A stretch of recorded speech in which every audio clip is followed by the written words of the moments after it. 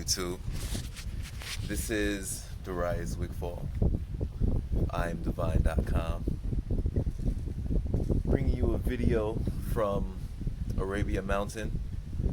Decided to take a walk up here with my son, the young prince. Say hello. Wanna wave hello? Wanna wave hello? Young prince is busy eating right now, so. But yeah, I was taking this walk and we decided to take a break so he can have something to snack on because he's been walking a lot. And I was inspired to create this video. And this video, make it as short as possible, but it's going to be about something that I'm going to call for now ancestral embodiment. Now, this may be co-inhabitation, which we talk about in the Galactic Kiss and Stream Master has educated us about, which deals with entities that co-inhabit the body of people, and they're able to do certain things by co-inhabiting the body of people. But I don't know if he included ancestors. He probably did, but just to play on the safe side, I'm not going to include that as in co-inhabitation, and I'll just call it ancestral embodiment. And if I'm wrong, then Stream Master, please correct me. But I wanted to talk about this because I had a client to which I haven't told her that I was going to release this video yet, and I won't mention her name, but before I release this video, I'll make sure to clear it up with her. Make sure it's clear with her. But I had a client yesterday, and she had an interesting case study. She, after the session, I had sent some things in regards to what she had mentioned. And she had mentioned that she was having trouble losing weight in her stomach. And she was also discussing how I was talking to her about her ancestors, and she was saying that, her grandmother in particular is somebody that she felt a lot. She felt her grandmother a lot around her, and sometimes she would feel her inside of her. So after her Reiki session, I realized what was happening. And I told her that what's happening is her grandmother is still hanging around her.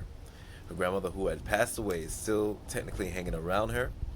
And she's actually embodying her. And then I asked her, I said, are you eating the things that your grandmother used to eat? And are you cooking the things that your grandmother used to cook?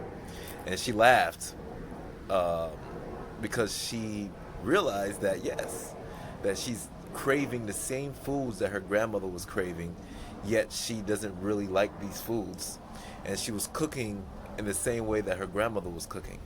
So what I told her is that her grandmother is utilizing her because her grandmother may not realize that she's dead, or her grandmother still has an attachment to this reality in her, and she's utilizing her to live out the life that she had while she was on this plane.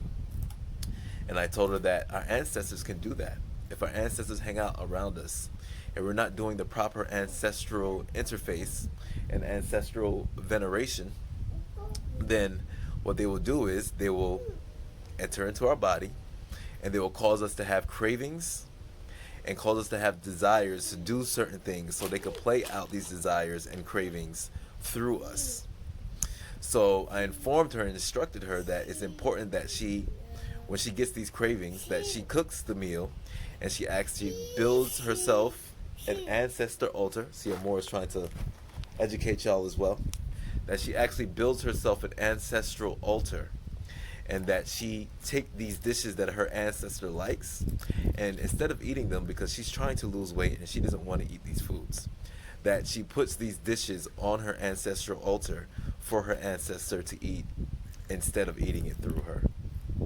And then I informed her that once she starts doing this ancestral work, it's important that she continues to do the work and keep it up.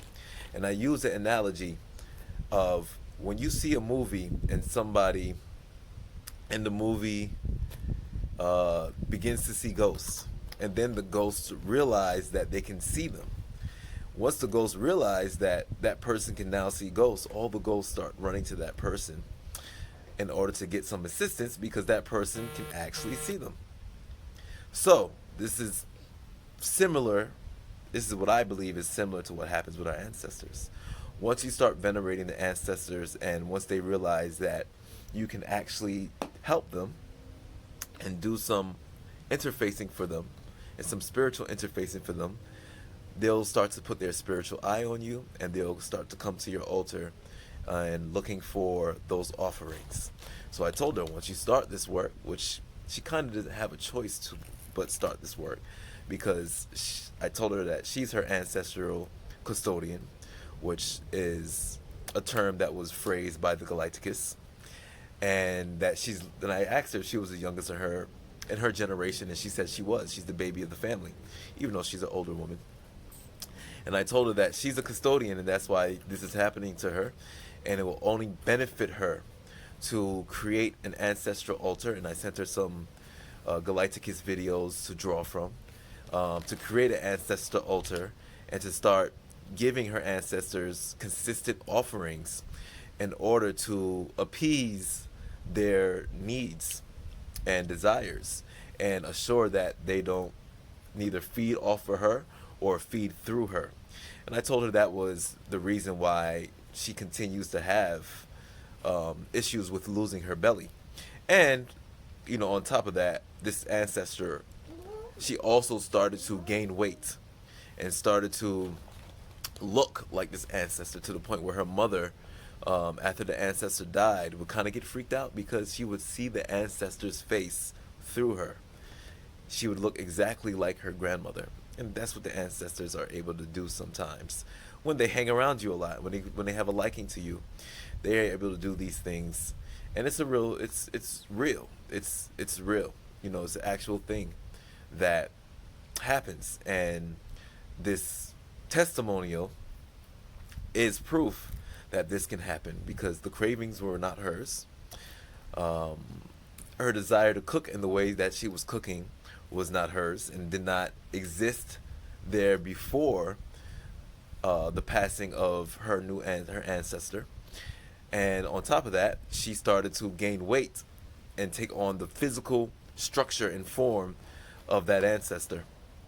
So, in conclusion, if you have an ancestor that passes away and you feel like you start to take on the attributes of that ancestor after they pass away, you start to feel that ancestor around you after they pass away, or within you, what might be happening is that ancestor might actually be around and within you, literally. And you probably should, regardless of whether this is happening or not, build an ancestor altar. Because it's important that we venerate our ancestors, because, sometimes it's been generations since our ancestors have been recognized, and we've been kind of taught to turn our back on what Christianity would call the dead. And in reality, nothing dies, things just transform. And I mean, science has proven that with energy, that nothing truly dies, that things just transform. So, like I said, in conclusion, venerate your ancestors, honor your ancestors. Don't fall into the program of believing that your ancestors are dead and that you cannot do anything for them, because one day you might be subject to their desires and needs, because they are hanging around you in your house and you don't even realize that this is happening. And this is not the only client that I have that has had these experiences with the ancestors. I have clients that see their ancestors sitting. Thank you. Son's giving me something to drink. I have clients that see their ancestors sitting at their dinner table, see their ancestors walking around their homes, and they don't know what to do with that. Stream Master actually just created, I believe, a video about how when you see your ancestors, that's actually an invitation for you to interface with them and do some spiritual interfacing in order to explore that your ability to be clairvoyant and explore that aspect of yourself that is able to see those who have crossed over and see beyond the veil. So I just wanted to share that with you really quickly, because I felt inspired to. And, I was here with Baby Boy Amore. Say hello, Amore. You want to say hi now? Want to wave hi? There you go. There you go. The prince says hi. And I wanted to share that very quickly. So, thank you for tuning in to this short video of what I'm going to label, until I am told otherwise, ancestral embodiment. This is Darius of I Am Divine, letting you know that you are the love of the divine, and you must always love yourself and be kind every day and every day. Peace. Say bye-bye, amor. Bye-bye.